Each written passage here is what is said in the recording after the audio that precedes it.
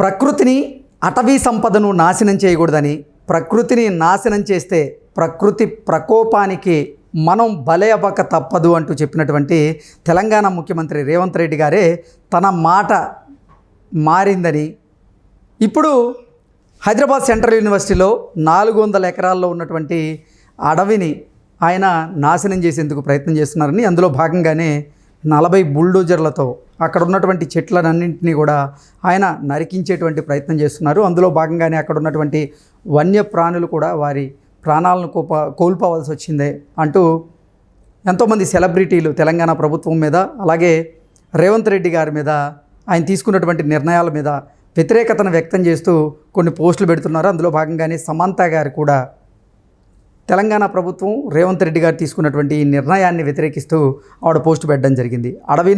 అటవీ సంపదను నాశనం చేయడం మంచిది కాదు, దానివల్ల వన్యప్రాణులు ఇబ్బంది పడతాయి అంటూ ఆవిడ పెట్టినటువంటి పోస్ట్ ఏదైతే ఉందో 2 తెలుగు రాష్ట్రాలు ఇప్పుడు సంచలనంగా మారినటువంటి నేపథ్యంలో ఈ అంశం మీద మనం పూర్తి స్థాయిలో విశ్లేషణ చేసుకుందాం. ప్రస్తుతం మనతో పాటు ఉన్నారు ప్రముఖ సినీ రాజకీయ విశ్లేషకులు జగదేవ్ గారు. వారితో మాట్లాడదు.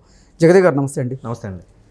హైదరాబాద్ సెంట్రల్ యూనివర్సిటీలో ఉన్నటువంటి 400 ఎకరాల్లో ఉన్న అడవిని తొలగించి ఇప్పుడు అది కార్పొరేటర్లకి ఇచ్చేటువంటి ప్రయత్నం చేస్తున్నారు అంటూ రేవంత్ రెడ్డి గారి మీద కొంతమంది సెలబ్రిటీలు అయితే సోషల్ మీడియా వేదికగా కొన్ని పోస్టులు పెడుతూ ఉన్నారు. ఈ నేపథ్యంలోనే సమంత గారు కూడా రేవంత్ రెడ్డి గారి చర్యల మీద స్పందించారు. ఏంటి, దీన్ని ఎలా చూడాలి?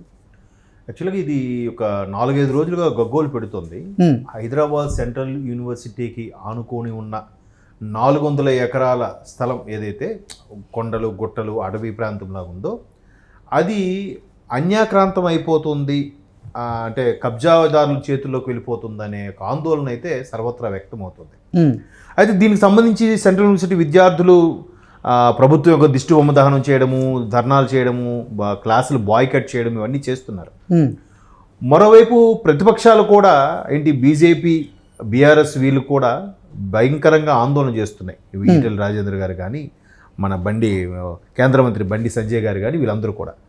ఇదిలా ఉంటే అసలు కాంగ్రెస్ వాళ్ళు, ఉప ముఖ్యమంత్రి భట్టి గారు కూడా నిన్న ప్రెస్ మీట్ పెట్టి కొన్ని పత్రాలు చూపించారు.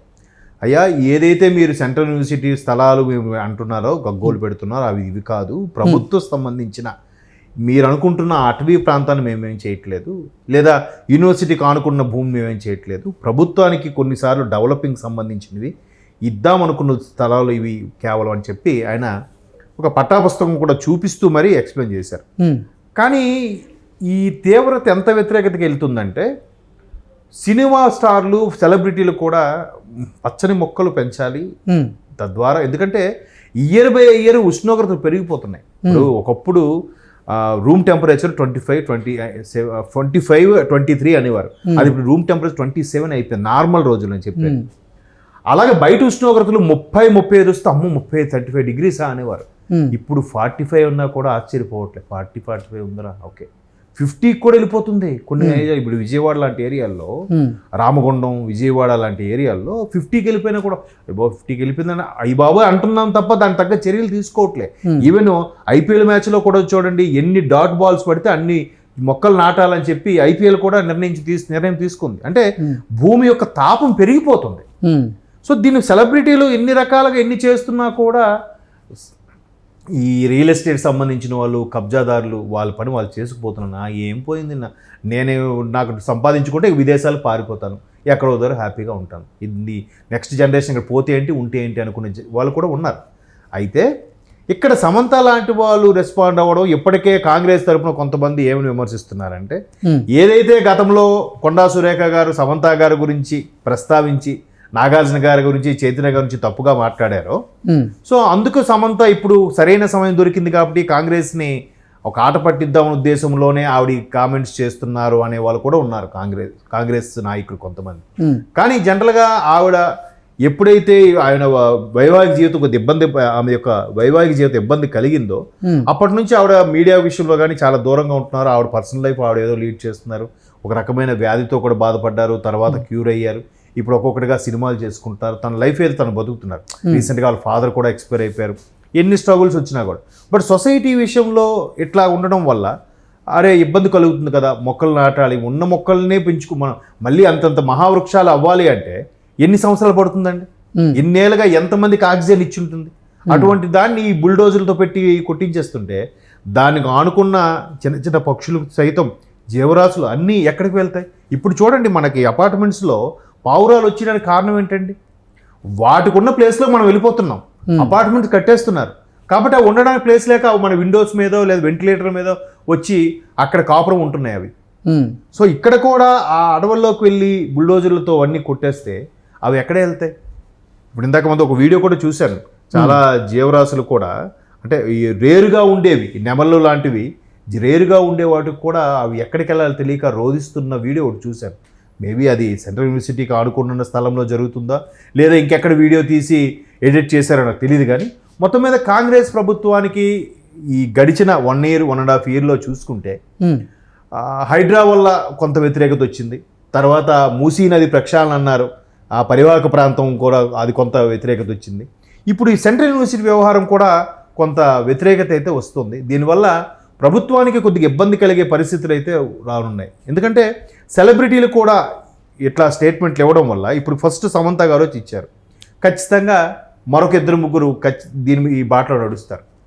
ఇవాళ రేపు ప్రతి ఒక్కరు కూడా అంటే దాన్ని ఏమంటారు, వేగాన్స్ అయిపోతున్నారు. సెలబ్రిటీస్లో కూడా వేగాన్స్ అంటే జంతుపరమైనవి కానీ జంతు సంబంధించిన ఏవి వస్తువులు కూడా వాడకుండా ప్రకృతి సహజంగా బతకాలి, ప్రకృతి సహజం నుంచి ఏవైతే వస్తున్నాయో అవే తినాలి అనేలాగా చాలామంది డైట్ ఫాలో అవుతూ చేస్తున్నారు.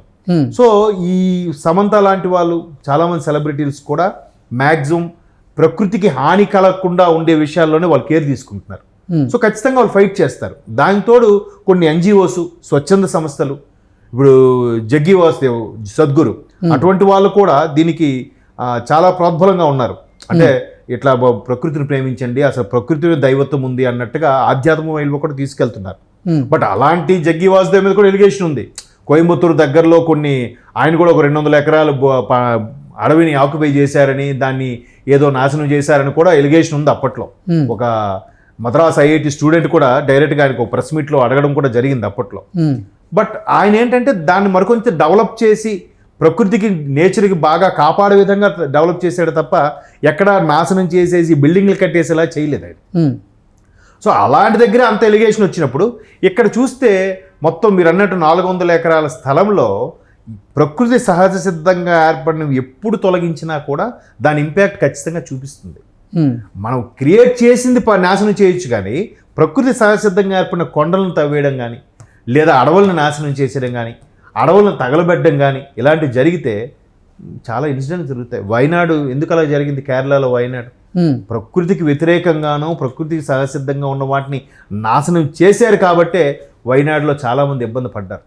ఇప్పుడు ఇక్కడ కూడా అలా జరిగితే హైదరాబాద్లో కూడా చాలామంది ఇబ్బంది పడే అవకాశాలు ఉన్నాయని అంటున్నారు. చూద్దాం మరి. ఇంకా ఇవాళ సమంత గారు గొంతు వినిపించింది, వ్యతిరేకించారు దీన్ని. అలాగే రష్మి గారు వ్యతిరేకించారు. ఇలా చాలామంది ప్రముఖులు, సెలబ్రిటీలు కూడా దీని మీద వారి స్పందన తెలియజేస్తూ ఉన్నారు. అవును, అంటే ఒక్కొక్కరికి ఇలాంటి వాళ్ళు స్పందిస్తే మరి కొంచెం పవర్ఫుల్గా వెళ్తుంది మెసేజ్ అనేది, ఇన్స్పిరేషన్గా ఉంటారు కాబట్టి చాలామందికి. సో అంటే అదే నేను ప్రకృతికి వ్యతిరేకంగా ఎప్పుడూ వెళ్ళొద్దు, అది ప్రభుత్వమైనా ఒక సంస్థ అయినా ఎవరైనా సరే. ఓకే, సో మరి ఇంకా దీని ఎటువంటి విపరీతాలు ఎదుర్కోవాల్సి వస్తుందో మనం చూడాలి. ఓకే అండి, థ్యాంక్ యూ సో మచ్.